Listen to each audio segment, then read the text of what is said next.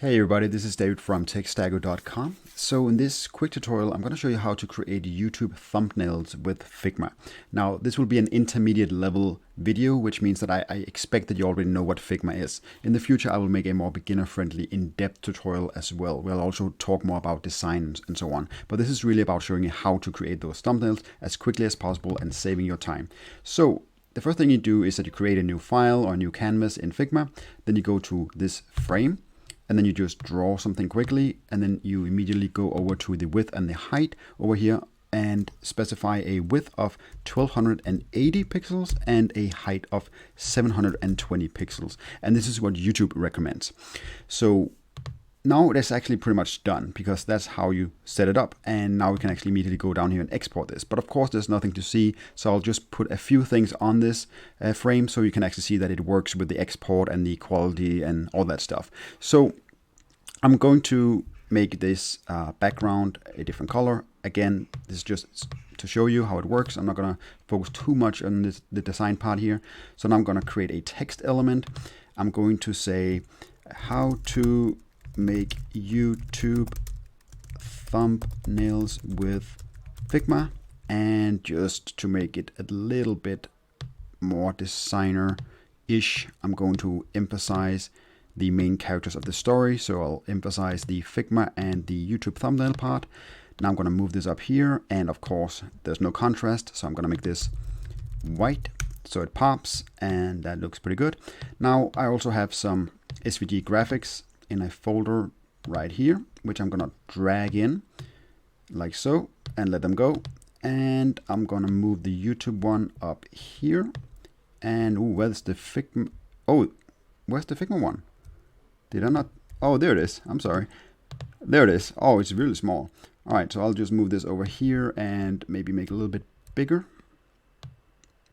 I have to hold down Shift so it evenly scales up. And I think it's proportionally pretty decent. I'm gonna move it over here, and yeah, the line's pretty well now. And that's pretty much it. Now I'm gonna show you how to export it. So I'm gonna click on Frame, and I'm gonna scroll down here at the right panel, and I'm gonna click on, well, actually you can actually see the preview first. So if you click here, you have a pretty good idea about how it's going to look on YouTube, because it's approximately the same size as when you see a video thumbnail in a list view on YouTube, right? And this looks decent. So now you have the option of exporting this as PNG, JPEG, SVG, or PDF. And for YouTube, you have to choose either PNG or JPEG. Now, for graphics like this, something with a high contrast and something that you need to be able to look good on, even on small devices like phones, you should pretty much always choose PNG, because it's a lossless format, which means that it doesn't lose its quality when you scale it up and down. Well, at least not when you scale it down, that is. Not when you scale it up, you actually have to use a scalable vector graphics, SVG, if you want it to be infinitely scalable. But you can't do that on YouTube. So I will pick PNG for this one.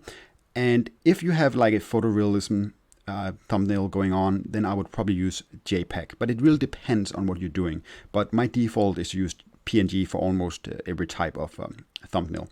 So I'm going to choose that. And now I can export this frame, and I'm going to call it YouTube thumbnail. And I'm just going to call it template for now, because actually this is the first time that I create thumbnails with Figma, and I'm actually going to do that from now on instead of Illustrator, because I think Figma is a little bit more, it's faster, a little bit more intuitive than Illustrator, at least for simple things like this. So now I'm going to save this, and now we just need to confirm that it actually looks good, right? Not just in the preview, but also at bigger sizes. So I'm going to double click on the image that I just saved, the PNG file, and yeah, it looks pretty good to me. This is at least more than good enough for YouTube. But you'll always get the truth once you actually see how it looks when it renders on YouTube, right? So I hope this has been helpful. And if it has, let me know down in the comment section. And don't forget to hit the like button and subscribe to my channel. I'll see you guys in the next video.